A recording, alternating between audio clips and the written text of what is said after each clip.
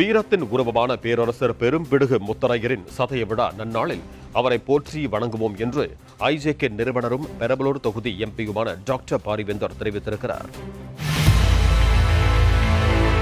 மே 23ஆம் தேதி பெரும்பிடுகு முத்தரையரின் சதய விழாவை ஒட்டி இந்திய ஜனநாயக கட்சியின் நிறுவனரும் பெரம்பலூர் தொகுதி பாஜக வேட்பாளருமான டாக்டர் பாரிவேந்தர் எக்ஸ் சமூக வலைதளத்தில் ஒரு பதிவை இட்டுள்ளார். அதில் வரலாறு அடிப்படையில் 14 நூற்றாண்டுகளுக்கு முன்னர் அரசாட்சி புரிந்த பேரரசர் பெரும்பிடுகு முத்தரையர் சதயத்தை கடந்து மக்கள் மனதில் வாழும் மாமன்னர் என குறிப்பிட்டுள்ளார்.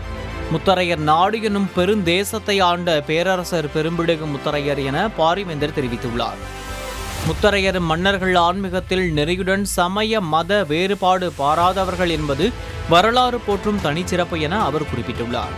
மக்களவை தேர்தலின் போது கூகூர் கிராமத்தில் உள்ள பேரரசர் பெரும்பிடுகு முத்தரையர் சிலைக்கு மாலை அணிவித்து மரியாதை செலுத்தியதை பாரிவேந்தர் நினைவு கூர்ந்தார்.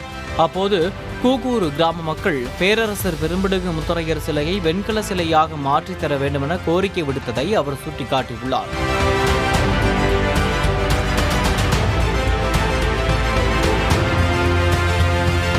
பல நூற்றாண்டை கடந்து இன்றும் போற்றப்படும் பேரரசர் பெரும்பிடுகு முத்தரையரின் புகழ் போற்றி வழிபடும் விழாவே மே 23ஆம் தேதி கொண்டாடப்படும் சதய விழா என அவர் தெரிவித்துள்ளார்.